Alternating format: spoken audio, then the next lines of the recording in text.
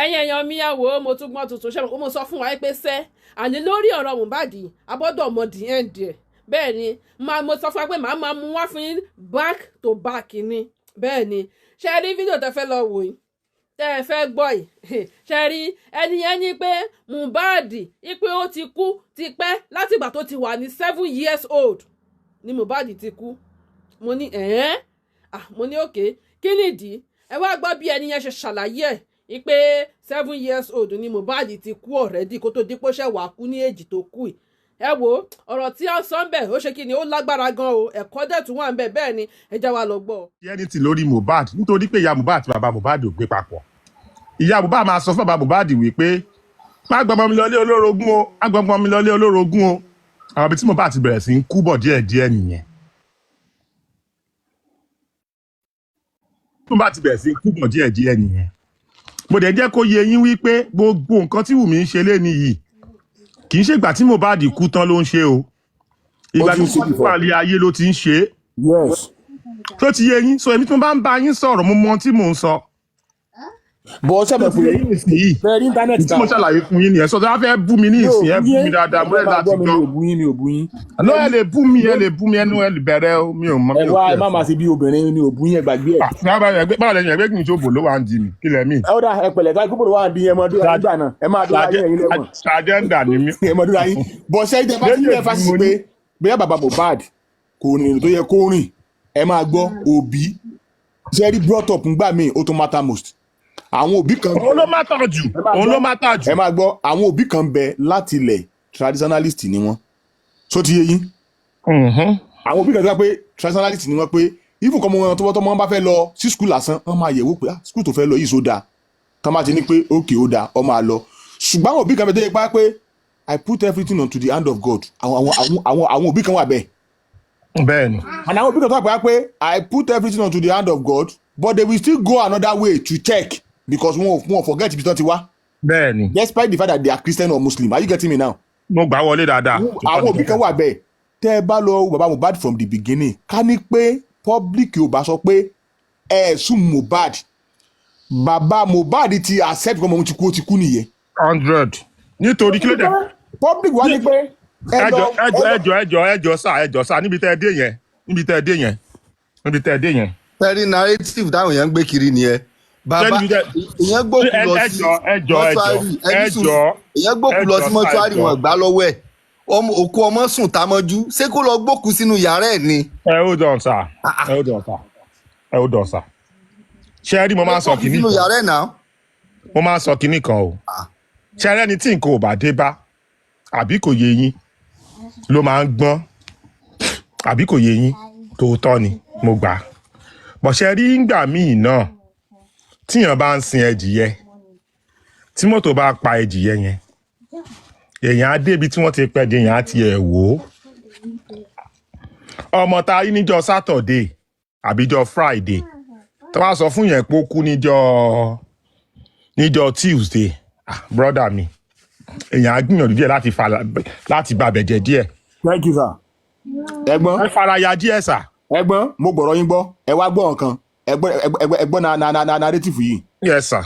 bàbá débi tí wọ́n gbọ́mọ ẹ̀ sí 1 wọ́n ti ẹ̀ ń bá mọ ọmọ 2 bàbá Wùmí wá sọ pé ẹ mọ gbọ́mọ lọ Èkìtì ẹ lọ. brother mi tí mo bá débẹ̀ tí mo rí kí wọ́n ti ẹ̀ ń bá mọ Ọlọ́run jẹ́ kó jọ́ ọmọ mi o Ọlọ́run jẹ́ kó jọ́ ọmọ mi o ẹ tó ẹ̀ ń bá ọmọ yẹn màá mọ̀ ẹ wò ó ṣe rí ẹni sùúrù sà ṣe rí ẹyin tí mo bá ẹni sùúrù ṣe rí tó ẹ̀ ń bá ọmọ yẹn ẹyin tí mo bá gé jẹ ẹran ara ẹ yẹn máa já sí mi lẹ́nu. thank you ẹgbẹ́ ẹgbọ́n mi ṣe rí ọlọ́pàá ẹgbẹ́ ẹni sùúrù ṣé kí bàbá Mohbad wá ṣé ẹrọ bí bàbá Mohbad máa mọ nǹkan tó ń ṣe mọ́ ńgbà yẹn ni. ara ìṣẹ́jú bàbá ò lè mọ nǹkan tó ń ṣe mọ́ náà. ara ìṣẹ́jú ẹ jẹ́ kó fún mi sí. ṣé rí gbogbo justice tá à ń ṣe láàárọ̀ yìí ẹ jẹ́ kí n sọ̀kan fún yín pé àdúrà bàbá Mohbad ẹ mọ̀ gbọ́. tó bá ti ṣẹlẹ̀ sí ìwọ gbo nílùú tọmọ tiẹ̀ bá ti kú tó wà ní ẹjọ́ má bínú ẹ tó wà comment section yìí tó lẹ́nu pọ̀ tí o bá tí ọmọ tiẹ̀ bá ti kú tó bá sọ pé kọ́mọ ẹ kú mú ìlú àti ijó pa àwọn onítàrárá lọ pé àwọn onítàrárá ṣùgbọ́n àwọn onítàrárá àwọn tó bá ṣe tàrárá àwọn ní kó jẹ́ kán lọ pàdé ọmọ ẹ. tó ti gbọ́. ọkùnrin báyìí sẹ̀sẹ̀ máa gbọ́ mi. yes adébọ́dà mi. ìgbà tí Wùmí ní pé bàbá Mohbad ẹ mọ gbé Mohbad ilé Èkìtì ẹ lọ ro sẹ́ ń gbọ́ mi. máa kó gbàdúgbò. ẹ máa gbọ́ mi sà nírú ibi tó wà yẹ wọn ò lè fọwọ́ kan Mohbad reason is that Wùmí àwọn tó wà níbẹ̀ àwọn tíìmù Wùmí ni ẹ máa gbọ́ mi one nìyẹn two ká ní bàbá náà bá wá jẹ́ nìkan tó ipá pé àdúrà rẹ̀ ò gbà tí bàbá bá lọ gbé Mohbad tó ló fẹ́ mọ gbé ilé Èkìtì lóòótọ́. gbé ọmọ lọ irú ọmọ wo lèèyàn fẹ́ gbé lọ rú nǹkan báyẹn. ẹgbẹ́ máa ní sùúrù náà ẹ máa gbọ́ mi náà kò ní kọjá junction tó fi máa arrest ẹ̀pọ̀ lọ́pọ̀ mẹ́ one ìyẹn ọlọ́ba yẹn ẹlẹ́ẹ̀kejì bàbá wa wò pé kì í di next tó máa ṣe jẹ́ kó lọ sí station ó dé station wọ́n ti kọ report kankan sign kan dẹ̀ fún report bàbá lẹ́nìkan bòdì láti ọ́fíìsì pé ẹ má fún wọn report yẹ o pé ńgbà tọmọ yẹ kú níbo ni wọ́n kọ́ report sí one and bàbá Mohbad wulẹ̀ ti mọ̀ before pé ọmọ òun wà nínú pírọ́blẹ́mù pé àwọn alágbára wọ́n wà yín fọ́ kó tó kú gan rẹ̀ dì. brother mi hold on. bàbá yẹn gan ti bẹ̀rù ọ̀rẹ́ dì náà. hold on ẹjọ hold on. bàbá yẹn ti bẹ̀rù. Kọ́ńfì. ẹ̀mí ẹjọ́ ọ̀rọ̀ pẹ̀lú àlàyé làjọ ń sọ àjọ ń tẹ̀ láti ṣe àlàyé yéra wa ni ṣé àwọn pé mo ti sọ síwájú pé ẹni ìjà òde bá òun ló ń pe rẹ̀ lọ́kùnrin èèyàn tí rẹ̀ ò bá tí ì ṣẹlẹ̀ sí á ní tó bá jó o ni òun á jà fitafita. Mr. Labi understand. Mr. Labi èdè mi náà sọ bẹ́ẹ̀ mo sọ bẹ́ẹ̀ náà ẹ mọ tí mo fi bẹ̀rẹ̀ ọ̀rọ̀ Mr. Labi ẹ máa gbọ́ sà ẹ máa gbọ́ ẹ máa gbọ́. èèyàn ń gbọ́ tó. Tọ́pẹ́ Àlàbí ní ẹni ò mọ bí mo ti ń bọ̀. tẹ́rì sà. ẹ wo ọ̀rọ̀ tẹ́ ẹ ránṣọ yìí tẹ́fẹ́ lọ́rọ̀ bàbá Mohbad yìí ẹ ráwọn tó bàbá ló ń banu lẹ́yìn wọ́n ń pọ̀ bí omi ẹni kó máa géèyàn jẹ táṣe ṣe ìkàwé kíní Davido ló fẹ́ gé jẹ ló fẹ́ gé jẹ bẹ́ẹ̀ àbí Islam ló fẹ́ gé jẹ ẹ máa ronú tó máa sọ̀rọ̀. Bisense ẹ máa ronú tó máa sọ̀rọ̀. Bisense ẹ jẹ́ ìtọ́ kankan fún yín. ẹni ò débi ìjà ló sọ pé wíyá gbé kíní bàbá yẹn ló wá confuse ohun ọ̀nà tó ṣe mú ló jókòó sílẹ̀ lẹ̀ ló fẹ́ gé jẹ bẹ́ẹ̀ sísland tá ló fẹ́ gé jẹ ní firstly gbogbo system ẹ máa wà ní ó máa dàrú gbogbo system ẹ kò ní lè ronú débi ṣe lẹ́bù yẹn gbogbo system ẹ máa dàrú ni. ẹ ní sùúrù wọn ò tí ì dáyà já yín bí kan rí kọ́kọ́ sọ pé gbìm ní ojú sọ̀rọ̀ bíi pé kí mo gbà lọkùnrin ṣe máa kọ́kọ́ lọ. mo fẹ́ béèrè kan ṣe rí nǹkan tá à ń sọ tòótọ́ Ọlọ́run jẹ́ kí náà mọ́jọ́ wa o nǹkan burúkú ò ní ṣẹlẹ̀ sí wa o ṣẹ́gẹ́tì mi mo dẹ̀ sọ̀rọ̀ kan lẹ́ẹ̀kan fún gbogbo wa yìí justice for Mohbad tá à ń sọ yìí mo sọ fún yín lẹ́ẹ̀kan wípé school ni oníkálukú wá síbi àwa kọ́ ẹ̀kọ́ ni ṣẹ́gẹ́tì point mi nísìnyí àtà ló já kan fi jábọ̀ ẹ má já bọ̀ náà. drop peace later kò adẹ́gbẹ̀ wọlé padà. school ni ṣó ti yẹ yín nìsín oníkálukú wá síbẹ̀ àwa akẹ́kọ̀ọ́. gbé kọfí padà drop pizzu náà wà á gbé pizzu padà. oníkálukú lọ sí school ni school la wà ń bì àwa ń kẹ́kọ̀ọ́ ni ṣẹ̀dẹ̀ rí ọgbọ́n ọdún ni òmùgọ̀ ẹ̀mí ni o but a lè ṣe mọ́ ṣó ti yẹ yín a lè ṣe ju nǹkan tá à ń ṣe yìí lọ èmi ò support Wùmí o mi ń ṣe ẹni tó ń support Wùmí rárá ṣe get point mi mo kàn mọ̀ ẹ́ pé ìyá ọmọ àti bàbá ọmọ ó dáa kí àwa méjèèjì fọwọ́sowọ́pọ̀ láti lè tọ́jú ọmọ wa ó ṣe pàtàkì ṣe rí àìfọwọ́sowọ́pọ̀ bàbá Mohbad àti ìyá Mohbad olójẹ́ kíkú Mohbad yá o tí bàbá Mohbad bá jẹ́ni tó tutù tí wọ́n ń lo church mind tí ìyá Mohbad bá jẹ́ni tí ara ẹ̀ yá dáadáa tó wà òkè ó lè má gbà sí bàbá Mohbad lẹ́nu pé dádì no ní ṣe o bá ṣe máa ṣe a máa disagree.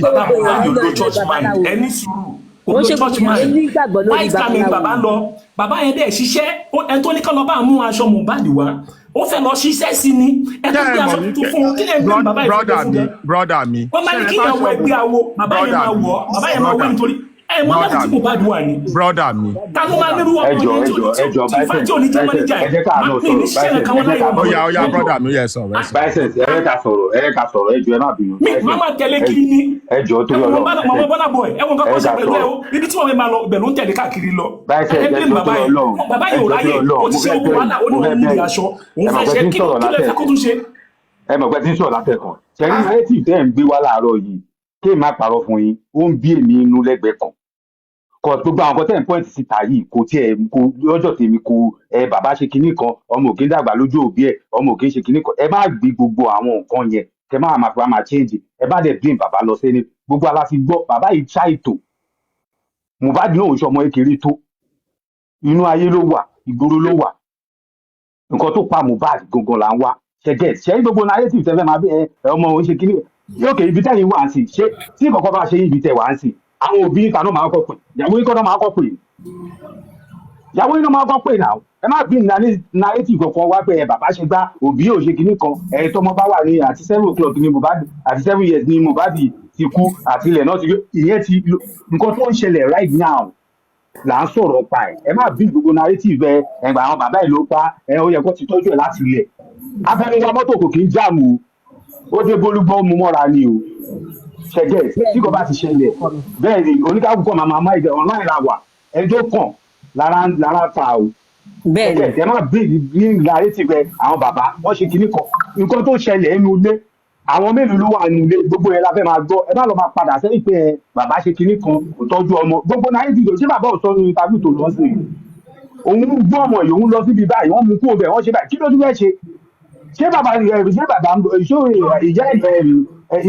Mohbad ìyẹbí òun àti ìyàwó ẹ̀ lọ́jọ́ ń gbé wọ́n ti márì náà ọjọ́ gbé náà mélòó ni bàbá fẹ́ ṣe ń bẹ̀ bẹ́ẹ̀ náà ṣáà níyàwó tẹ́lẹ̀ yìí bí tẹ́ wàá sí ìṣèbí bí tẹ́ wàá tí kọ́kọ́ bá ṣe yìí bí tẹ́ wàá sí àwọn òbí ìyàwó iná máa kọ́ pé before anything sáwọn jẹ́ ìṣèdè àwọn òbí ń bẹ ìṣèdè àgbà tó ìfẹ́ tó kù omi rẹ̀ ṣọ́ọ̀ṣì mú yín lọ síbi báyìí pé ó yá báísẹ̀sì o máa bọ̀ mo fẹ́ lọ mú ẹ ṣe báyìí mo fẹ́ lọ mú ẹ ṣe báyìí ìgbà tẹ́yìn dàgbà tó bẹ̀ yẹn yóò tọ́jú ara yín ẹ má lọ sí gbogbo bẹ̀yẹ ẹ ká sọ nǹkan tó ń ṣẹlẹ̀ ń sìn ní ẹ má bring gbogbo narrative yẹ ẹ má divert àwọn èèyàn lọ sí bàbá ló ṣe kinní kan ẹ mẹ́nu kúrò lórí ẹ kò sí point níbẹ̀ ẹ jọ.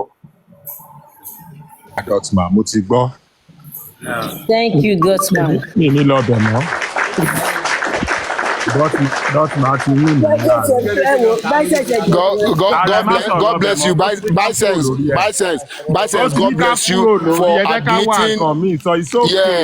Ẹ jẹ́ ká wà kàn mí sọ ìsókè. Ẹ ti win. Ẹ pàtẹ́wọ́ fún wọn ti win. Gbogbo wọn ti win. Sẹ́rí ẹ máa gbọ́ sẹ́rí nǹkan tẹ̀ mọ́ like lélẹ̀ fine a lè ní agreement pé no kò rí bẹ́ẹ̀ lórí but tá a bá kàn we disagree to agree ni now so that's just it. Gosa fún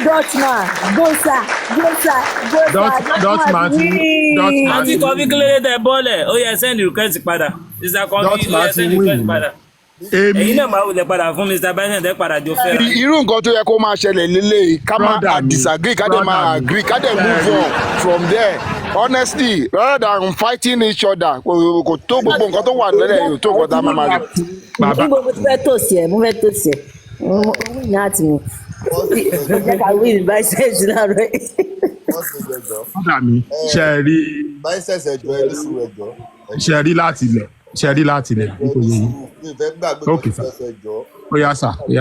ẹ̀jọ̀ ẹ̀jẹ̀ kì í sọ létí láyé. yes sir.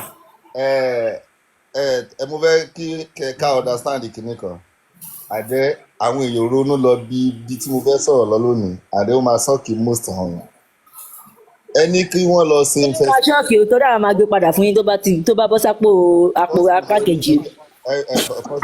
àwọn tasiski ni olówó àbí báyìí o.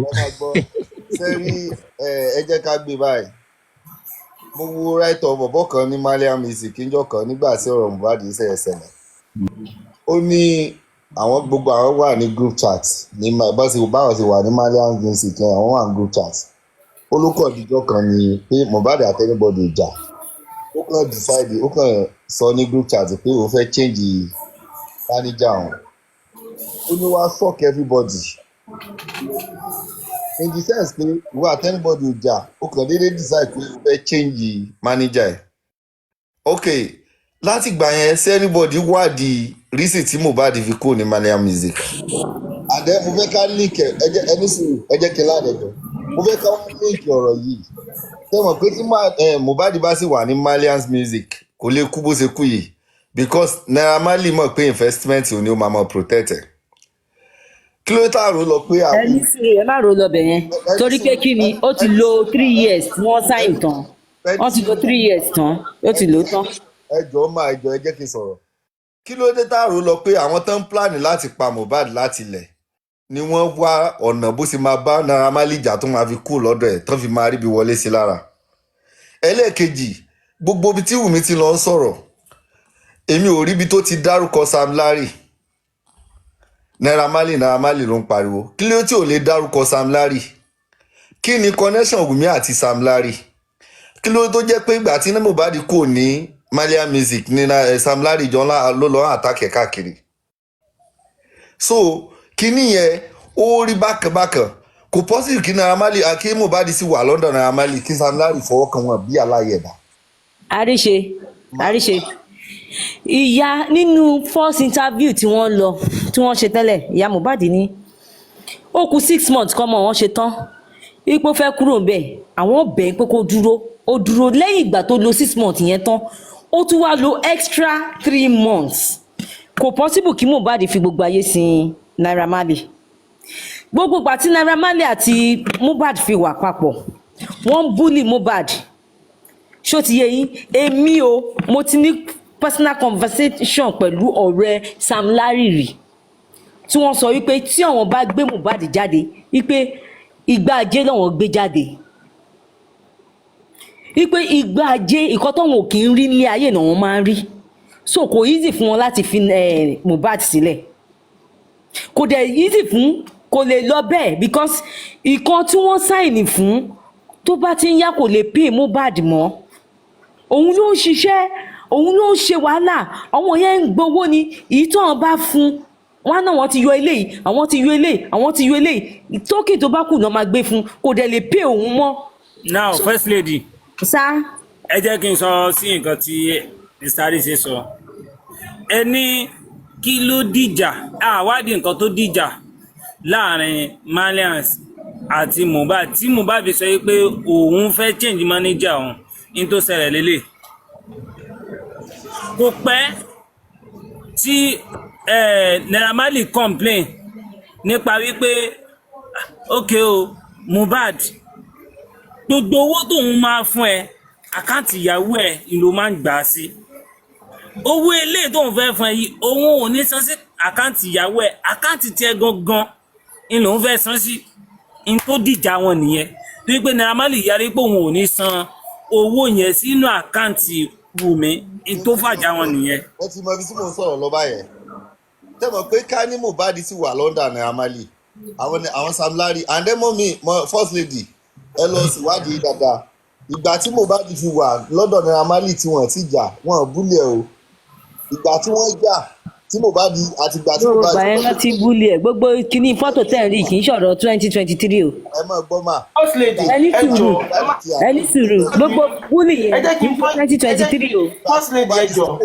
ẹ jẹ́ kí n. wàhálà ti bẹ̀rẹ̀ tí ní ṣẹlẹ̀ ìgbà tó ti announce. first lady. ẹ ti ń búlẹ̀ ìgbà tí ò ti announce kó o fẹ́ kú. first lady Shelly Naira Marley. yes ma. Shelly Naira ẹ má bí ẹ jọ ẹ jẹ́ mi sọ pé mo fẹ́ correct in opinion yín ni but ẹ jẹ́ kí n sọ kọ̀kọ̀ Shelly Naira Marley mo sọ pé nǹkan tó ṣe mi sọ pé kò wrong o because ó rí i pé àdí ẹ̀ ń búlì ọmọ ẹ̀ ó yẹ kó sọ fún pé ọmọdé ọmọ mi ní fi sílẹ̀ number one Mohbad kò finish ó kù 3 months kò finish lọ́dọ̀ Naira Marley then mo kó Mr. tó ń pè ní Arise mo accept pé tí Mohbad tó bá wà lọ́dọ̀ Naira wọn ò lè pa Mohbad báyìí mo accept ẹ àwọn tí wọ́n fẹ́ àwọn tó fẹ́ pa àwọn náà fọgbọ́n mu kó bẹ́ẹ̀ kó 3 months kò ṣe tán wọ́n ló ṣe tán ṣé wọ́n rí pé kò ṣe tán ó kù 3 months àní kò ṣe tán kí ni ìyá Mohbad mọ̀ kò ṣe tán ó kù 3 months ó kù 3 months kò finish ó kù 3 months 3 months bàbá ẹ̀ gbé sọ bàbá ẹ̀ náà wọ́n bẹ̀ pé oṣù mélòó ló kù tó fi ṣe tán kò ṣe tán àwọn tó fẹ́ mọ́mọdé ìbalẹ̀ ọ̀wọ́n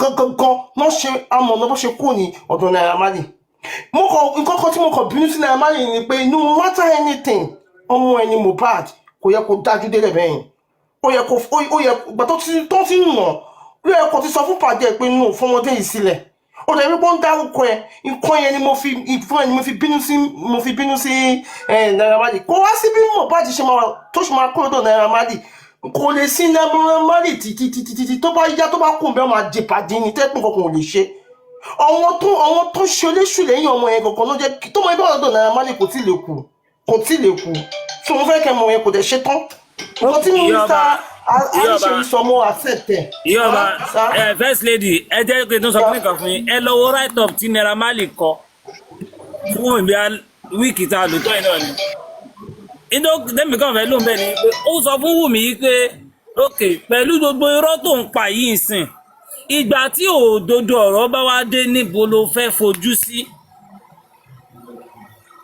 write up yẹn gan lásán. mo rí oníṣẹ́ mi ẹ̀ máa gbé ṣó lè stand. níbo ló fẹ́ fojú sí again gbogbo wọn mọ̀ nǹkan tó ṣẹlẹ̀ but wọ́n kàn dúró de maybe the right time or I don't know why all of them keep quiet. torí pé ẹjọ́ wà ń court wọn ò lè sọ̀rọ̀ púpọ̀. kọ́ nǹkan kan báyìí Wùmí Sam Larry papọ̀ tó join mọ́ Naira Marley there is something tó báyìí wọn papọ̀. bẹ́ẹ̀ni táwọn ò mọ̀ there is something tó báyìí iná fi Wùmí tó fi yẹn tó fi tí òfin dákọ̀ Naira Marley lórí ìdákọ̀ Sam Larry in all this thing. Wùmí náà lò tó gbé Mohbad kúrò ní Naira Marley Wùmí náà lò tó fi gbé Mohbad kúrò ní Naira Marley ó lè rí nǹkan tó fẹ́ ṣe that's the fact.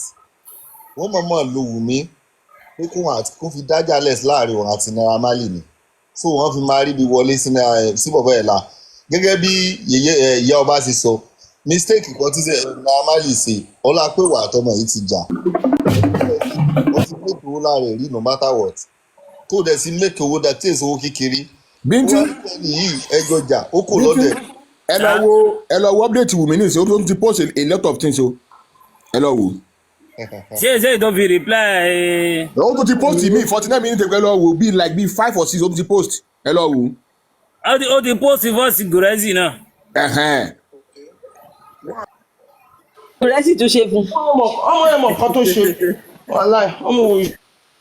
ẹ já bí mo ṣẹ̀ṣẹ̀ bẹ̀rẹ̀ ni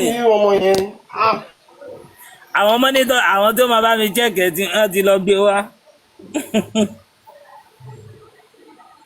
pé bí pásítọ̀ Dùmẹ́sù ṣe bó ṣe mẹ́ńtọ̀ àwọn suspect ọmọ yẹ ọ wà lórí íńtánẹ́ẹ̀tì everyday gbogbo tẹ́ǹsì ló screen recording Ọlọ́run everyday lọ́mọ yẹ àtàwọn tíìmù ẹ̀. ikọ́ tèmi tiẹ̀ fẹ́ béèrè lọ́wọ́ ẹ̀ ni pé ṣé bí òun dúró sábẹ́ òkùnkùn ó ní ẹ gbà ẹ fẹ́ rí content ni ẹ máa rí content náà ńgbà tí ẹ̀mí wèrè fẹ́ bọ́ sìn ó ti update more than 20 times ní àárín ọ̀sẹ̀ kan ó ti lọ ṣe interview more than. spending yẹn mo lè pín sí ìpele méjì àbí mẹ́ta. owó public explanation lè ṣe wọ́n ti interview kiri. eré àwa yìí àwa gbogbo wa yìí àwa la cost ti spending ẹ má bínú it's not an argument o èmi kàn fẹ́ sọ ni o I might be wrong. ṣe rí ìgbà tí àwọn èèyàn dáwó tá a gba spending jáde quite well wọ́n mismanage àwọn owó wọn give account fáwọn owó but mission tá a fẹ́ fowó ṣe accomplish ẹ̀ pé spending ó jáde after tó jáde nítorí ìtara pé wọ́n mismanage owó àbí àmọ́ bó ṣe ṣe owó a bẹ̀rẹ̀ sí drag spending àwọn ẹlòmíì tún extend ẹ̀ débi pé wọ́n drag ìyá ẹ̀ whereas àwọn tó dá side wọ́n wáwọ́ sí come here let us àwọn wọ́n fẹ́ sin ẹ ní o àwọn yẹn wọ́n kàn fún ẹ lóúnjẹ bí àgbàdo bí adìyẹ inú pọ́tì ni o tó bá fẹ́ pa ọ́ máa ń fún lóúnjẹ o irú ọmọ yẹn nǹkan tó bá sọ fún gbà mí ọmọ 23 ni ọmọ kékeré ni o tó lẹ̀ ní little brain that's number one I might be wrong that's number kíní yẹn náà ló tún wá lead sí number 2 ìgbà tí prime boy fẹ́ tí spending fẹ́ jáde lọ́ọ̀yà kan náà tó gba spending náà ló gba prime boy everything was going in line bóyá nítorí drag yẹn ni o bóyá nítorí pé ọwọ́ ti wọ ọwọ́ ni o àbí pọ́wọ́ ti wọnú brain ẹ̀ ni o wọ́n fún lọ́ọ̀yà mi problem nǹkan tó ṣẹlẹ̀ sí spending lọ because ṣe látijọ́ tí wọ́n ti dájọ́ corona inquest àtijọ́ yẹn ni Odùmọ̀sù ló ti ń pè ló ti ń bá sọ̀rọ̀ ló ti ń mẹ́ńtọ̀ ẹ̀. Gbogbo tí mo sọ sí mo sọ láti jọ yìí ọmọ sọ fún ọ̀rẹ́ wọn ṣe nìkan tí mo sọ pé ìjà tó lọ ẹ̀kọ́ ń jà bó ṣe nílé mo lọ́kọ́ ń jà ní kò mo sọ fún ẹ pé inú mọ́tò lọ ti ń jà tí mo sọ mi sọ pé mo bá nígbà ìwọ ìjà rẹ àti ìkọ́ọ̀bù rẹ. Now Wùmí ó ti counter spending tán pátápátá ó tún post voice spending níbi tí spending ti sọ wípé òun ò sọ wípé wọ́n ń jà nínú ilé right now spending ibi tó rí ẹ̀ ò ti pé torí tiẹ̀ náà ti dàrú nìyẹn ọmọ kékeré ẹgbẹ́ àbúrò ẹ̀ òun kọ́ ẹ ní nǹkan tí wàá sọ ó dẹ̀ ń sọ náà ó sì ó ti wá backfire lé lórí nísìn ó wá ń sáré kìtàkìtà náà ẹ rí i pé Wùmí sọ wípé wọ́n ti lè kọ́ nurse ní nǹkan tí nurse yóò sọ nínú post ẹ̀ nínú right up ẹ̀ tó kọ́kọ́ kọ́ láàárọ̀ ipe bí wọ́n dẹ̀ ṣe kọ́ spending náà nìyẹn in ló jẹ́ kó lọ mú voice note ti Gúrẹ́sì jáde níbi tí Gúrẹ́sì ti ń sọ wípé àwọn ti plan bí àwọn ó ṣe ṣe pẹ̀lú spending ẹni tí ó kàn fẹ́ fàyọ́ ń bẹ̀ nìyẹn kì í ṣe pé bóyá Gúrẹ́sì bá wọn sọ̀rọ̀ àbí Gúrẹ́sì sọ. mo sọ̀rọ̀ yẹn láàárọ̀ tó yí pé mo ní káàpù wọn ti dàrú ẹ mọ̀ wọn ó ti dàrú ló mú Wùmí tó fi sọ̀rọ̀ yẹn ní àná ní Arise lánàá àbí. tó náà tẹ́rí gbogbo screen record gbogbo nǹkan tó ṣẹlẹ̀ Wùmí a máa lò even tí ìyá Mohbad wà lẹ̀ gbogbo ìgbà tí ìyá Mohbad grant ta fún pé bàbá Mohbad ó sì gba ìjọ tí ìyá Mohbad náà bá bóde tọ́ba náà fẹ́ sọ true náà fẹ́ sọ true to báyìí wọ́n bẹ̀rẹ̀ sí máa post screen record ìyá Mohbad náà gbogbo bó ṣe ń ṣe fídíò tó ti kọ́ you understand now sẹ́ẹ̀rí kìí ṣe Wùmí ló coach spending o èèyàn kan wà tó coach spending kan jẹ́ pé ìyàn pé spending sọ báyìí don't worry we will settle everything whereas wọ́n fẹ́ set wọn ọ̀pùnrin láti ilẹ̀ lórí ìyá Mohbad gan lórí àdúrà anybody wọn tó bá ti ń come out pé òun fẹ́ sọ true to báyìí wọ́n ti ní screen record lè tán máa play Wùmí dẹ́ni pé òun ò dẹ̀ ní TikTok account spending ẹ̀wọ̀n na prison. mo náà lọ Wùmí á lọ gbogbo wọn náà máa gbá sẹ́wọ̀n ẹ̀wọ̀n na prison. ẹ mọ́ gbàgbé pé àdúrà náà kàn fún bí wọ́n jà nígbà tó yóò lè sọ pé òun ò ní TikTok account ẹ̀ lé mẹ́wàá. ọmọ tí ò kì í sùn. èèyàn kìíní èèyàn tí ò bá lè mú àdúrà náà ti sọ náà pé wọ́n jà nígbà tó délé so kò rọ́rọ̀ sọ́nbẹ̀ spending lórí rẹ̀ ò pé torí rẹ̀ ti burú láti gbà yẹn tó ti ń sọ fún àwọn wo ló fẹ́ promise ẹ tó fi ń sọ pé ìwọ ò sọ pé wọ́n jà nulẹ̀ inú mọ́tò ló ti sọ pé wọ́n jà. ẹ má sọ bẹ́ẹ̀ ẹ jẹ́ kí spending bọ́sà kó wá sọ tẹ́nẹ̀ ta ni ẹni tó sọ pé wọ́n gbọ́dọ̀ ṣe bẹ́ẹ̀ because àwọn people yìí bẹ́ẹ̀ ṣe rí wọn yìí they are deadly human being èèyàn kan like èèyàn kan tó kó wọn. ẹ jọ máa first lady spending sọ bẹ́ẹ̀ lórí interview pẹ̀lú Bukky Jesse. bẹ́ẹ̀ ni ó sọ mí sọ pé kò sọ direct wọn jà láti inú mọ́tò ìgbà tó fẹ́ bí ọmọ lẹ̀ tó ń gba ọmọ lẹ́yìn jíìpù. ó sọ lọ́dọ̀ bọ̀dá Lati gan ó sọ lọ́dọ̀ bọ̀dá Lati. ó purọ́ ọmọ prime boy ó ní. ó sọ Bukky Jesse interview ẹ̀ wọ́n náà wọ́n báyìí. àní lọ́dọ̀ bọ̀dá Lati ló ti kọ́kọ́ jáde ó ní òun ò sọ báyìí. nísì ọ̀sẹ̀ tí Wùmí bá kántà ṣe irọ́ nìyẹn. kọjọ lọ fèsì ara wọn torí títí ẹ bá burú ni akówó jọ sílẹ̀ gbogbo àti Kúdí ní àfikókó 3 million naira padà á ní kò gbọdọ̀ dá padà ń pé òun náà gbowó fún nígbà tá a bá fi lè ṣerú kan bẹ́ẹ̀ yẹn fún ẹ ṣé kò wáyé kí wọ́n fún wa nìkan tó yẹ káwa gbà. Bíntín Wùmí máa kún ìtò wá ń jà fún spending yẹn kọ ẹgbẹ́ alábòsí èèyàn burúkú ni Wùmí yẹn òun ló ṣẹlẹ̀ yìí sí i. No, kò kí ṣalábòsí. Spending lie on oath àwọn méjèèjì ní corona inquest. lẹ́yìn tí jáde ó ti padà jáde pé ọ̀rọ̀ tóun sọ ní corona inquest nípò òun ò pé gbà yẹn ni. ẹ̀gbọ́n wọn document ẹ̀ oríwo ni ò pé ẹni tó lọ pati ní orí ẹ̀ òpin. ó ti sọ bẹ́ẹ̀ lẹ́yìn ìgbà tí fídíò jáde fídíò tó sẹ́ndì sí. Wùmí ní ó ní Snapchat kan ó máa ń lọ pati tó máa ń mu ọtí tó máa ń mu sìgá ó ní Snapchat kan ó sì máa tọ́ ayé jọ. Wùmí o Darusa o spending o wọ́n ti line on oath ó yẹ kán sùn wọ́n fún yẹn wọ́n ti line on oath. wọ́n lè má láyọ̀ lóòótọ́ pé ó lè ló ń ṣe gbogbo wọn ó lè ló ń ṣe gbogbo wọn ṣé dáhùn máa náwó náwó Mohbad ni ó lè ló ń ṣe gbogbo wọn kọ́ gbọ́dọ̀ bọ́ sí kádùn tí ó ṣe máa dáwọ́ Samlari. náà gbọ́n ní maisi náà ti upload wọ́n ní maisi náà ti tún. maisi mi ni Wùmí gidi ni. Wùmí ẹ̀mí afẹ́ bọ́ ẹ̀mí afẹ́ bọ́. girlfriend maisi ìyẹn tí ó kọjá dé fún mi girlfriend maisi ló jáde fún mi rí ìwé ṣe ní ayé ẹ girlfriend maisi ló kọ́ sọ yẹn náà ọlọ́ba yẹ kí maisi náà wá ṣe lọ ẹni sùn jọ ẹni fàájì ẹjọ maisi dẹ̀rì ó ti ṣe interview kan pẹ̀lú VDM but kò hàn tí kò VDM ò tí post full interview yẹn ẹja bọ̀bí tọrọ lọ VDM náà dẹ̀ sọ pé òun fẹ́ interview Malians Naira Marley àti Sam Larry olóhùn máa interview ọ̀kọ́ èyí tó parí òun ní láti interview àwọn méjì kọ́dẹ̀ rẹ̀ dì fún òun ẹ gbọ́ ibẹ̀ ní pitipiti ọ̀rọ̀ tí máa jáde Sam Larry pẹ̀lú òun bára wọn sùn wọ́n bára wọn sùn nítorí ẹ̀ ló ṣe lè. ẹjọ́ kan tí maisi sọ maisi ó kọ́kọ́ ṣàdúrà fún spending ó wá ní I know you are a good friend of Mo. You always want the truth, but the truth will come out. Only, but this situation also made me realize I would have been in that situation too if I was still around him. Cause tell me if any of you ask for license when you call any auxiliary nurse to treat you at home.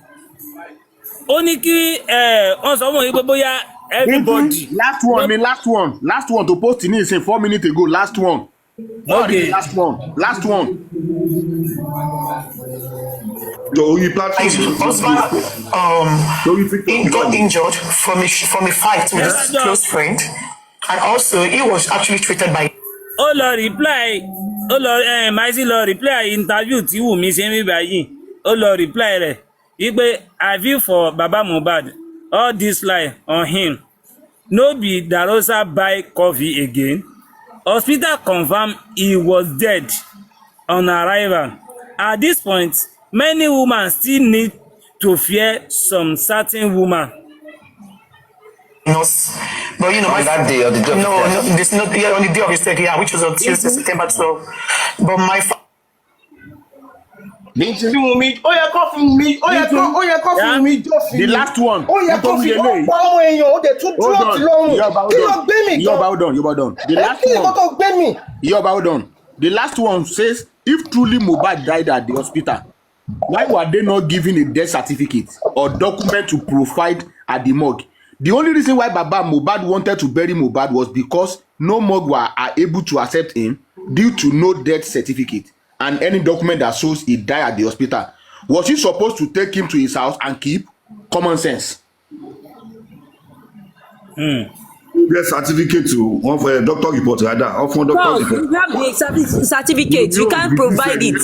Wùmí ò release ẹni o wọ́n fún wọn because nínú doctor report point tell me lọ nìyẹn nínú doctor report. The certificate tó máa fi gbọ́ pẹ́ sínú mọ́ṣúárì. Wá lókun ni. Nǹkan tó sọ mí báyìí náà nìyẹn nǹkan tí Maisi sọ náà nìyẹn Maisi ní if truly Mohbad dead at hospital why they are not giving death certificate or document to provide at the morgue.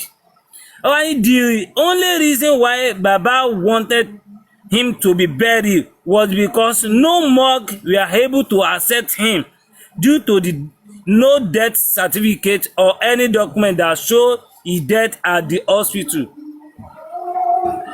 Which means bọ̀wọ́ yóò parọ́ ìwọ tó ń parọ́ náà ló tún ègé sí i. In fact Wùmí ṣẹ̀ṣẹ̀ bẹ̀rẹ̀ ni. Wùmí sọ pé Mohbad àwọn gbé ìgbà tó dé hospital náà ṣe confam ẹ pé ó tó after some minutes kó tó kú àbí. Hospital tẹ́lẹ̀ gbé lọ brought in dead náà confam fún wọn kì í ṣe kú tí ó ti kú. Sẹ́rí ọmọ Wùmí ẹ̀ ó kàn ń sùtà rẹ̀ lẹ́sẹ̀ ni. Àwọn olórí burúkú yẹn mọ̀ nǹkan tó yẹ kán ṣe wọ̀n sí nìyà. Ẹni tó bá ń sẹ́rí èmi sì máa ń sọ tó máa sọ àwọn ní gbogbo àgbáyé tó bá sọ àwọn ọlọ́pàá tó mọ̀ ṣẹ́ jù. Nigeria police wà nù wọn bọ iṣẹ́ tó bá fẹ́ ṣe náà máa ṣe téèyàn bá ń parọ́ wọn ti mọ̀ téèyàn bá ń sòtọ̀ bọ̀ ọlá pé wọ́n ti plan everything kalẹ̀ wọ́n ti ṣe gbẹ̀ Wùmí ò lè ṣe interview 4 kí kankan jọra wọn bẹ́ẹ̀ irọ́ náà ló máa mọ̀ pa ok àwọn báwo gbà tí ètò ìdá ẹ̀kọ́ ẹ̀kọ́ ni bàbá sọ ní gbogbo interview tí bàbá sọ ẹ̀jẹ̀ mọ̀ pé ọkọ̀ ni bàbá pa tẹ bá rántí ijọ́ tí gbogbo ètò tí ṣe báyìí sí yìí ó ń ṣùtà rẹ̀ lẹ́sẹ̀ ni ó ń contradict ara wọn. tẹ bá rántí ijọ́ tí Wùmí ń sunkún ní Instagram lálẹ́ pé I call my daddy I call daddy father-in-law to come and do DNA he is running ok ó sọ̀rọ̀ yẹn ó ṣe tán ó ṣe everything kò tó few kò tẹ after less than a minute ó ti sáré lọ sọ́dọ̀ Tọ́lání ní Ọlọ́run ṣe ra wà ní TikTok kínyọ́ ẹ̀ náà ó ti sáré lọ sọ́dọ̀ Tọ́lání ó ní ẹ má dá wọn lò ẹ fẹ́ kú kò sí DNA kankan kò sí kinní kankan òun ló wá tún sọ ní Arise TV lánàá pé òun ò ẹ́fà sọ pé òun ò sí DNA bàbá ló ń sá. ọbẹ̀ ó yẹ ti ṣí èrè ẹ ti ṣí jẹ́ sílẹ̀ mi iye ò nídìí kankan mọ̀ bèrè lọ́wọ́ ara pépà ló ń parọ́.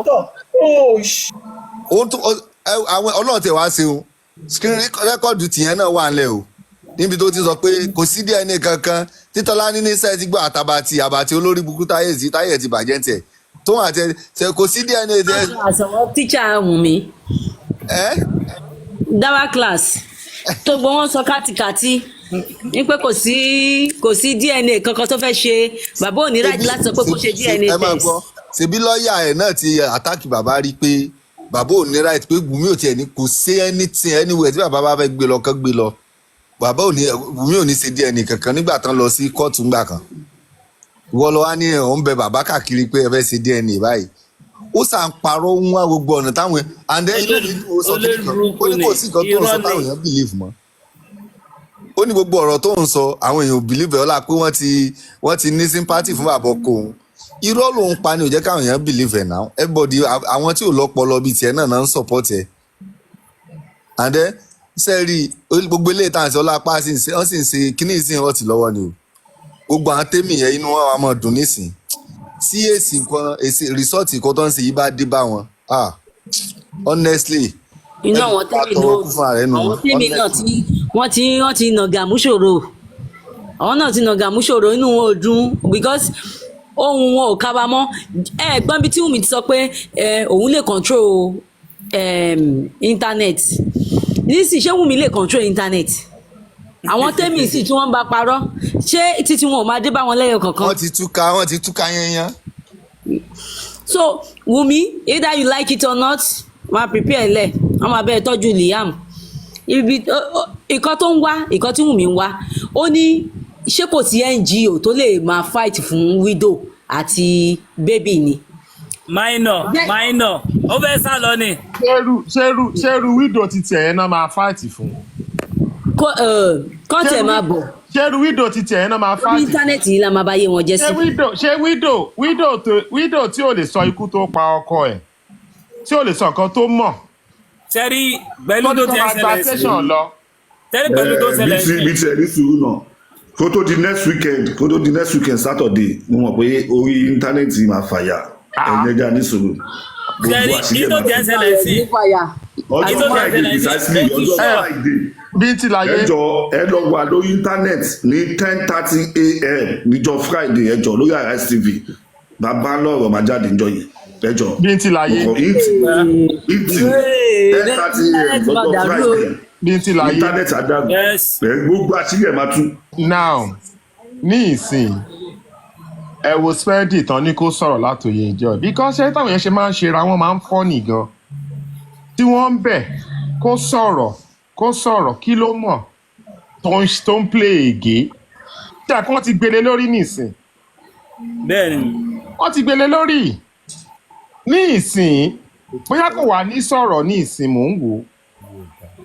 ti sọ̀rọ̀ owó sọ́kùnkùn sọ̀rọ̀ mọ́ ó ti sọ̀rọ̀ ṣùgbọ́n òun ló ti fẹ́ ẹnu sọ̀rọ̀ yìí sí. èmi ò tí ó máa fìdí sọ̀rọ̀ ó sì máa fìdí sọ̀rọ̀. license ẹ rí i pé fídíò máa jáde lẹ́nu ọjọ́ mẹ́ta yìí sí. fídíò máa jáde ẹ rí àdúrà máa sọ̀rọ̀ because ilẹ̀kùn ti mú òun àti ìyá ẹ̀ lẹ́sẹ̀ ìbọn ti ní kán máa dáwó fún yín pé kán ti fẹ́ ṣí GoFundMe fún. bá a ti ṣí GoFundMe ó máa sọ̀rọ̀ ní ọ̀sẹ̀. wọ́n fẹ́ gba lọ́ọ̀yà fún. mi mọ bí tí Wùnmí fẹ́ sápamọ́ sí Ọlọ́run mi mọ̀ ta ló sọ̀rọ̀ pa ìwò kété sí iná. brọ́dà mi àríṣe àbí nǹkan náà wọ́n ti dáná sí ìwò kété ìwò kété ti fẹ́ fàyà báyìí o.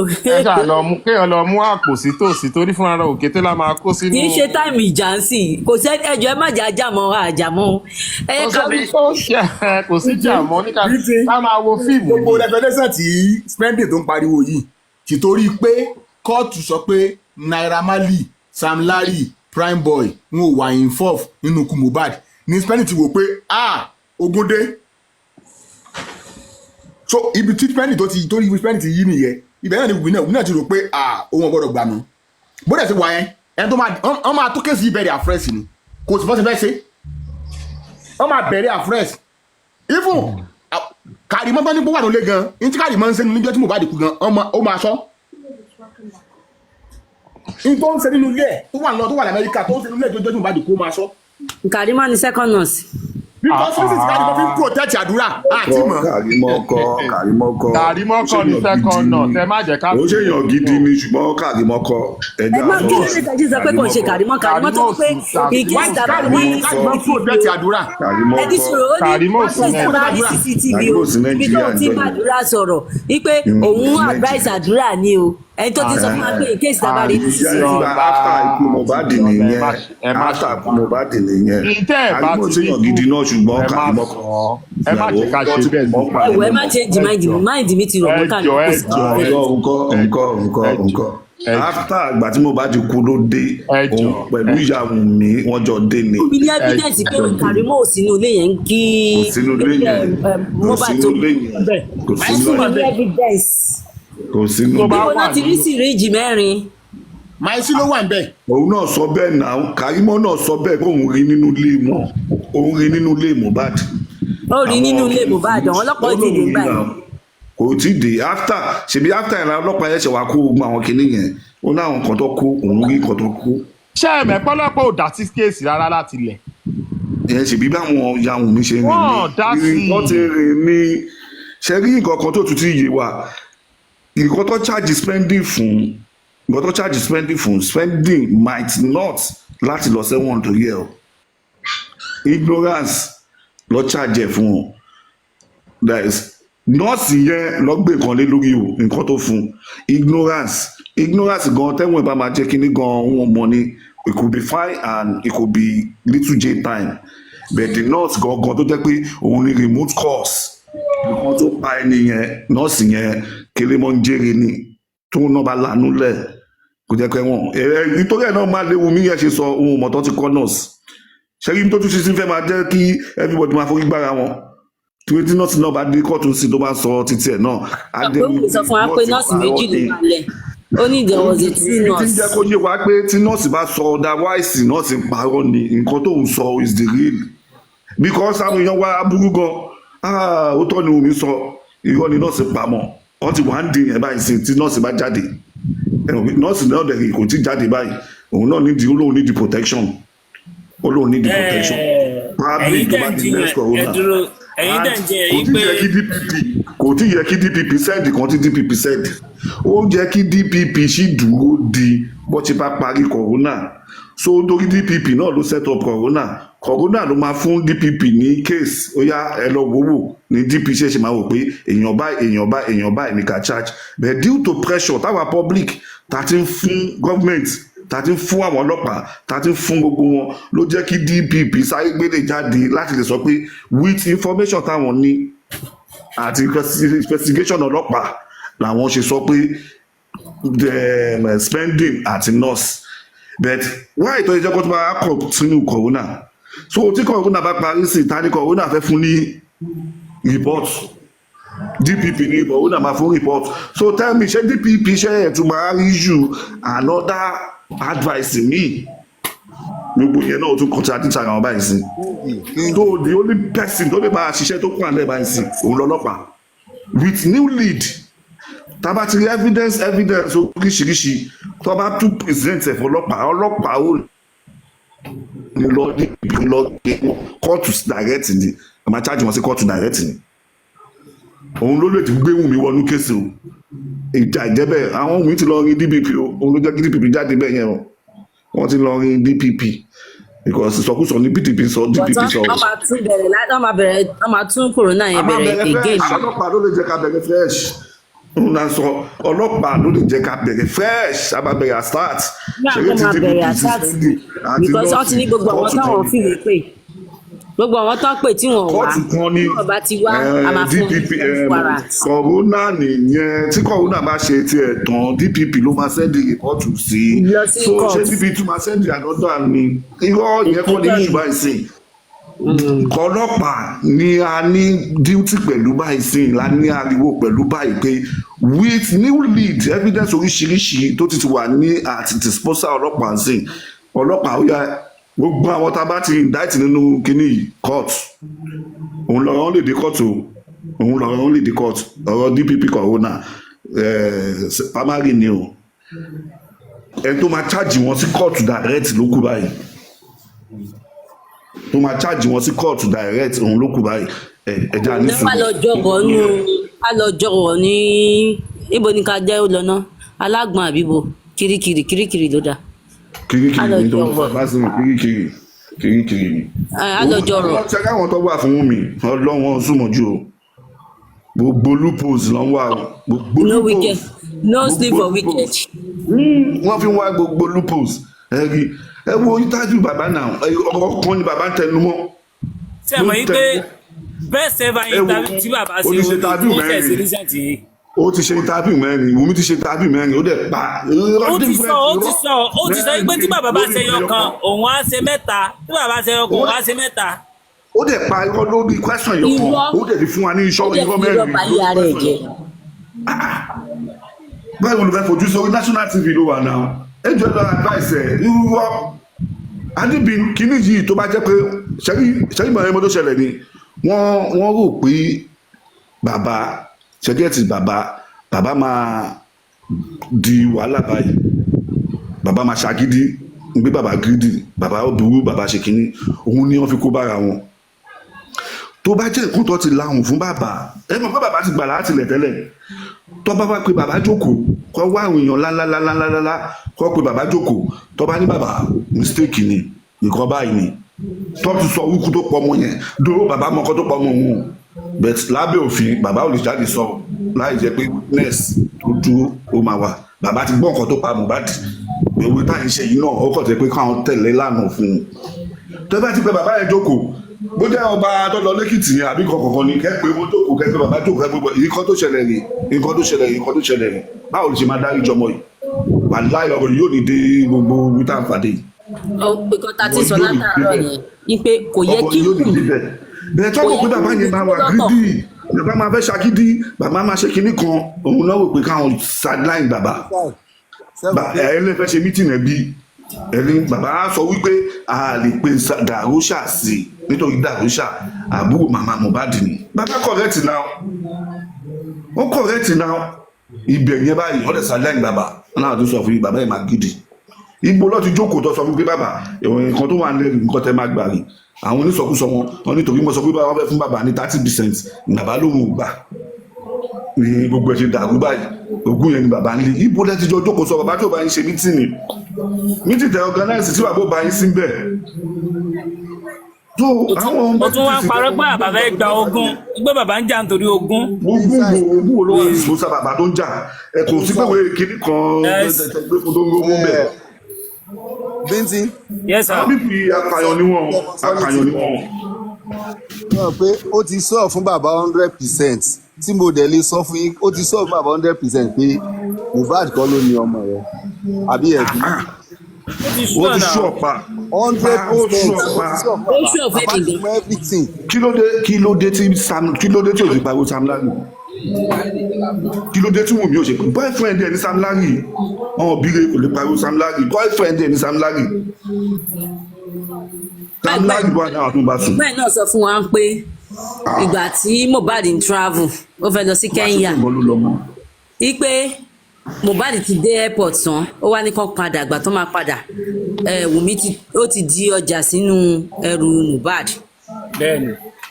wípé Dàróṣà fọ́ létí nígbà tí wọ́n lọ pọ̀ wọn ìyá Mohbad ti pé Dàróṣà fọ́ létí tán ní màmá ẹ̀ bínú pé báwo ni Dàróṣà ṣe máa fọmọ òun létí. Gbogbo nínà tí Sam Larry máa ń na Mohbad kiri torí wípé Wùmí fẹ́ Sam Larry ni o. Bàbá tó wá ń tẹnu mọ́ pé òun á sọ fún yín pé àlè ló pọ̀ mọ́ òun. Bàbá yẹn wá sì sọ. Bàbá ò sì sọ ẹ máa gbọ́. Ṣé ìgbà tí àlè máa wí àlè ní inú fíìmù lòkú tí ń yọ síyàn ẹ̀yìn òkú náà ti ń jákàrà. Ó jọ gàtí ṣé kò wá fẹsẹ̀ méjèèjì jọ gàtégàté báyìí. Ó ní reason pẹ̀lú sọ bẹ́ẹ̀ ni ọdún náà kan pé Sam Larry wà tó wá sọ̀túnmọ̀ kì í yẹn fún wa. Ó sí Nàìjíríà nígbà yẹn o kí ló mú ẹ pé irú èdè bẹ́ẹ̀ yẹn tí ó bá sí kankan bẹ́ẹ̀. Ó wà ní Nàìjíríà. Kò sí Nàìjíríà. Mo ló wà Nàìjíríà. Fọ́gò ló tún Nàìjíríà Fọ́gò ló tún mọ̀jú mo dúró lórí ọ̀rọ̀ yẹn. Wọ́n post ẹ̀ ṣèbí Kenya airport. Ẹ jẹ́ ká gbà pé kò sí Nàìjíríà airport ló ti arrest ẹ̀. Kò sí Nàìjíríà. Ìtawà nídìí nìyẹn. Kò sí Nàìjíríà. Ó wà Nàìjíríà o, kò sí Nàìjíríà. Ó wà ní Naija. Sam Larry Naira Marley ni kò sí lára. Ó wà ní Naija. Sam Larry ló sí Nàìjíríà. Sam Larry wà Naija. Naira Marley ni kò sí lára. 20th of August fọ́lọ́ kìíní dáadáa ni 20th of August ní Sam Larry ti jáde mo wọlé láàrin ni mi ò fọ́lọ̀ ẹ̀ mo wọlé láàrin. ẹ bá fọ́lọ̀ ẹ̀ mọ̀ pé kò sí wọ́n post Mr. King 20 August ní Sam Larry jáde. Mr. King ó wà Nàìjíríà o kò sí Nàìjíríà o. Kó wá sọ fún nǹkan. Ìdájí ni wọ́n gbé Sam Larry lọ sí airport. Ìdájí náà gbé Sam Larry lọ sí airport kó ṣépè sí pé òun ò sún fọ́gò. Airport ló ti lọ. Àwọn báyọ̀ jù ìjọ ń bẹ̀rẹ̀ airport bá tó wọ Nàìjíríà lọ́wọ́ arrest ẹ̀ ní airport. Wọ́n arrest ẹ̀ wo ni ìgbà tó wọlé dé nìyẹn. Ìgbà tó tó wọlé dé nìyẹn. Ìgbà tí gbogbo wàhálà rẹ̀ pọ̀ òun nìyẹn. Ìgbà tó jáde. Èmi mọ̀ kọ́ tẹ̀mí sọ o. Èmi mọ̀ kọ́ tẹ̀mí sọ o. Àníyàn wà Naija. Ẹ ń gbèsè ra wọn ni ẹ mọ̀. Àgbèsè ra wọn o. Èmi mọ̀ kọ́ tẹ̀mí sọ o. Mo mọ̀ kọ́ tẹ̀mí sọ o. Ẹni tí àwọn tó bá mọ̀ tó bá tún mọ̀ nǹkan tí ń sọ yìí dáadáa ẹjọ́ kọ́ gbọ́ sókè kan sọ ẹ confirm ẹ̀ 20 ó post stamp tó lù jáde kó Nàìjíríà stamp tó lù jáde kó Nàìjíríà wọ́n post mo ti gbọ́ gbogbo aláṣẹ àríwá tó daṣọ borí tó daṣọ borí. Kò ní pé mo sọ fati kan ní wọn. borí lárúgbẹ́ fati lèmi sọ o. Ìgbàdo jáde 20 of August ló kó Nàìjíríà. Ṣé ẹ bá wọn gbé? Mi ìbá wọn gbé o. Ẹ̀ẹ́dẹ̀ kì í ṣe immigration. Ṣé bẹ́ẹ̀ kì í ṣe immigration? Ni wọ́n post ẹ. Ẹ má gbàgbé lórí nǹkan tó post. Ẹ gbàgbé lórí ẹ̀. Ok, ìgbà tó mú nílẹ̀ ìdí tó mú airport náà ká tún gbàgbé yẹn náà. Brọ́dà mi ó lè jẹ́ sí wọ́n lè àti ẹ̀ ìgbà tó àrẹ ẹ̀sẹ̀ táwọn olóògbé lọ fi àrẹ ẹ̀sẹ̀ ká tún gbàgbé yẹn náà. No, get it right. Ẹ confirm kò ní ìdílé bá mi ájú ẹjọ́ ẹ confirm ẹ̀. Èmi ò ní láti confirm yín tó pa Mohbad lèmi fẹ́ mọ̀. Ẹ jẹ́ ká gbọ́ ìyẹn ni mo sọ. Kò sí nǹkan tó yẹ wo ìbá àti àwọn narration ẹ máa gbọ́ àwọn Nàìjíríà tó bá ń rún ẹ jẹ́ ká máa correct ẹ̀ láti lè mọ ibi tá à ń lọ. Nǹkan tí sọ̀rọ̀ ìgbàjọ́ sọ̀rọ̀ tí pé Kàrímọ́ ni iná second nurse oníkò ṣòwò. Bọ̀dá nǹkan tẹ̀yìn sọ ó yé yín nǹkan tẹ̀mí sọ ó yé mi. Ó yé mi bẹ̀rẹ̀ ẹ jẹ́ ká confirm ẹ jẹ́ ká check. Omi ṣàwà Nàìjíríà. Ẹ ló gbogbo lé o. Bí kú yẹn ti yọjú alẹ́ mọ̀ ṣẹ́gẹ́tì ẹ má yẹ kó máa fún àwọn narration tó kọ̀ yẹ́ tó yẹ kó máa fi dá orí wa papọ̀ ṣẹ́gẹ́tì tó bá farabalẹ̀ àrífàtì yẹn ó ti yé mi tí ọ̀rọ̀ yẹn lọ. Omi ṣàwà Nàìjíríà àdúrà dẹ̀ wà Nàìjíríà. Àdúrà wà Nàìjíríà. Àdúrà máa jáde báyìí sí ẹ máa wù. Jẹ́ kó fún kó jáde kádúrà jáde kó fún wa ní kú tó pa fún ọbẹ̀ tí wa. Kó fún wa kú tó pa ẹ̀gbọ́n náà. Bàbá ẹ ṣe wá di sẹ́jẹ̀ ń pọ̀ nígbà tí wọ́n ń pọ̀ fún ẹran. Kádúrà ṣàṣọ. Ìtorí kírẹ́dìtì tèmi data tèmi mi lè wéèsì ẹ̀ lásán o. Kádúrà bọ́tà tó wá sọ pé tó pa ìgbà. Tábẹ́rẹ́ tí wọ́n kú Mohbad yẹn ṣé táàpù ẹ̀rọ náà gbé sẹ́jẹ̀ fi ń jáde ni. Ibo lọ ti rẹ̀ ṣe abẹ́rẹ́ tó gun náà ló jẹ́. Kí ló fa ẹ̀jẹ̀? Kí ló fẹ́ jẹ̀ tó kún? Kọ́kọ́ wà lórí Mohbad lẹ́yìn báyìí lẹ́yìn orí Mohbad. Ṣùgbọ́n Mohbad di irun ní Ìkòròdú tó lọ irun títù wà lórí ẹ̀. báyìí tí orí Mohbad ṣe di pé wọ́n ti fa orí Mohbad. wọ́n ní wọ́n ti ń pé kùrùsí yìí sí bàbá sí Mohbad lára wọ́n ti ń kírun sí lára. ṣé muslim ni Mohbad ni. kò yé mi o kí ṣe muslim ni Mohbad sí lọmọ fi ń jẹ́ Liam.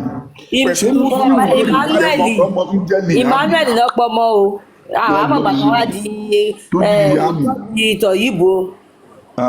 ṣé muslim ni tó fi di Liam. èmi tẹ̀ fẹ́ mọ̀ nǹkan tó fa ẹ̀jẹ̀ tí bàbá Mohbad rí yẹn tí ìyàwó àbúrò ìyá Mohbad náà dẹ́ rí ẹ̀jẹ̀ yẹn tó fẹ́ èmi fẹ́ mọ̀ bóyá gbàtí nọ́ọ̀sì yẹn dé bóyá plumber ní nọ́ọ̀sì yẹn tó gbé táàpù wọlé tó dá ẹnu ẹgbẹ́ Mohbad tó wá di wípé ẹ̀jẹ̀ ń yọ. ó gbé táàpù wọlé ó wá tóbi ṣe ni. bóyá plumber ni ìtẹ̀mí fẹ́ mọ̀ nìyẹn. ẹ jọ̀ọ́ láti ìbẹ̀rẹ̀ pẹ̀pẹ̀ Wùnmí sọ pé ọ̀bẹ mákùn ẹ̀jẹ̀. wọ́n tún ní infection prime god. ìyá Mohbad tó ní pé bàbá Mohbad lọ ráwọn èèyàn kan wá gún lọ́bẹ̀. Fọláṣadé sọ wípé Wùnmí ẹ̀jẹ̀ tarí yẹn òun ò tí fẹ́ bí ẹ léèrè o. ìyá Mohbad náà ní pé bàbá Mohbad lọ ráwọn èèyàn kan wá gún Mohbad lọ́bẹ̀. ìyá Mohbad ti ń ṣe èrè láti ilẹ̀ nítorí owó. láti lè jẹ́ ká mọ ibi tá à ń lọ gangan. ìyá Mohbad gan mọ kó tó pọ̀ ọmọ rẹ̀ ó yẹ ká arrest òun gan náà. ẹ dúró náà mo kọ́ yẹ lọ́fẹ̀ẹ́ máa fi convince wa so máa nílé mọ ibi tá à ń lọ gangan. brọ́dà mi ẹ dúró náà ikú mélòó gangan ló wá pa Mohbad báyìí. kò tẹ̀ sí wa o mẹ́rin ti ka mẹ́rin fún wa o. Wùnmí ti tọ́jú ọ̀bẹ mákọ̀ ẹ̀jẹ̀ tí ìyá ẹ̀ fi ń pààyàn sílé.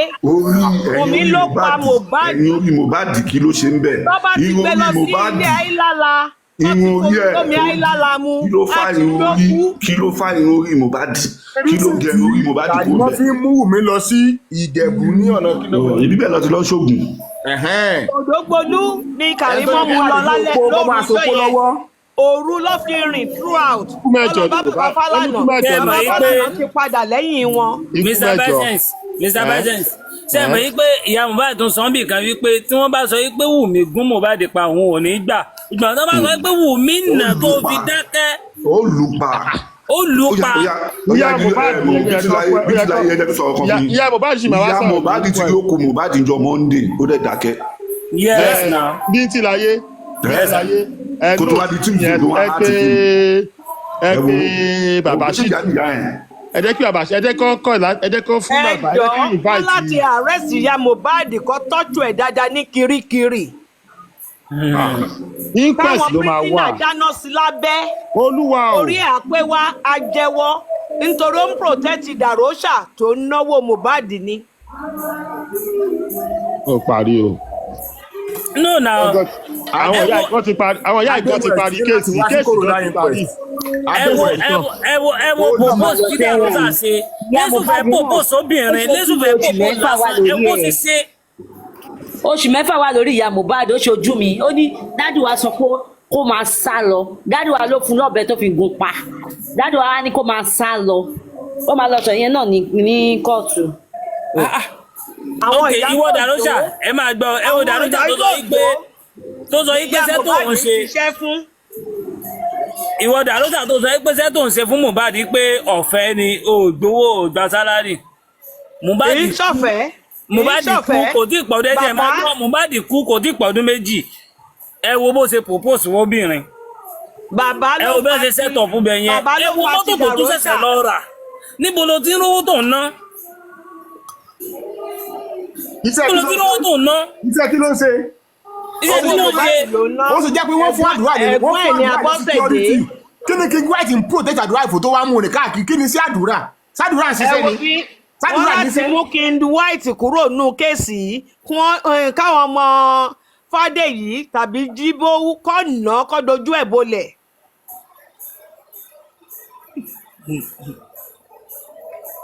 in fact ó ní agbára. káwọn ọmọ Fádèyí tàbí Gbóbì tàbí Jíbówú tó bá gbá King White mú láyé ẹ̀ kò ní bọ́ síta sọ̀rọ̀.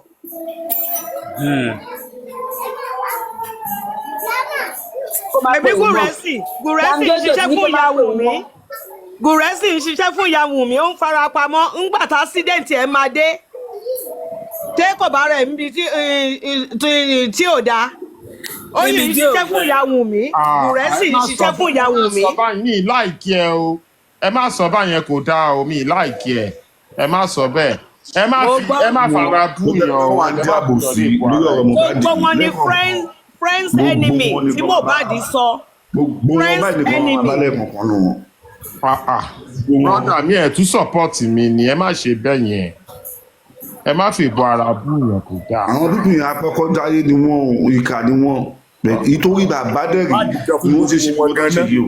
àti ìyá rẹ̀ àtàwọn cousin Mohbad kí lẹ̀ṣẹ̀ Mohbad gan ẹ̀dẹ̀ ń jẹ́ lára rẹ̀. ẹjọ́ sà bàbá Wùnmí ò ṣe jáde àti ìyá ẹ̀ báyìí pẹ̀lú gbogbo nǹkan tí Wùnmí wọ́n ṣe ń sá pamọ́ wọ́n ṣe fojú pamọ́. tó ọ̀rọ̀ pé Kàrímọ́ ti ní pé bàbá wọn ẹ má gbọ́ ọkọ mi láìbù sọ̀ọ̀sì ìyá Wùnmí ti wà lórí ààrẹ from reliable source all ti ní stroke. kì í ṣe ìyẹn nìkan Wùnmí fẹ́ sá lọ sí Amẹ́ríkà nítorí wọ́n ti fowó Mohbad ra lé sí Amẹ́ríkà Kàrímọ́ pàápàá ò lè gbádùn ara ẹ̀ nítorí tí Amẹ́ríkà bá mu adéko kẹlẹlẹ ni kó lọ bèrè lọ́wọ́ àwọn tí sàlẹ̀ kó àwọn tí sangros. ẹmọ tó ti wà ń bí àìdí yẹn gan náà ní o tí mọ tó máa bá wùn nǹkan tí wọ́n ti plan ilẹ̀ fún táwọn ìdọ́dẹ̀ ti ń gbé ìgbésẹ̀ ilẹ̀ pẹ̀lú gbogbo ó ṣe sákúrò Maryland lọ sí New Jersey. ẹ̀wọ̀n rí gbogbo ẹ̀ lọ rí. ó ń sá kiri ní nà ó ń gbé kiri. very simple thing ni vi bíbá ẹ̀ lọ́ ti máa parí iṣẹ́ vi lọ́ ti máa parí iṣẹ́ gbogbo ibi tó bá wà á jáde vi.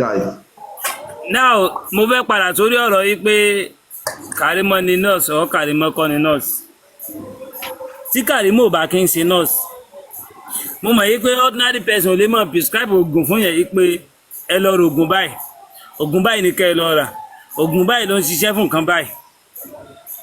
èmi ò mọ wọ́n ra oògùn Kàrímọ́ ń DHL ó ń jí oògùn bí iṣẹ́ tó ń DHL tó ń gbé fún wọn fine torí mo gbé gbogbo list oògùn yẹn jáde mi báyìí tí n bá sì tún máa wọrí òun máa sì tún rí. nítorí Kàrímọ́ ti mọ̀ wípé àwọn ti bí iṣẹ́ òun ti mọ̀ pé òun lòun ń jí oògùn ló ṣe sá kúrò Maryland. ó dẹ̀ yìí máa gbẹ́kú ni tí ò bá ṣọ́ra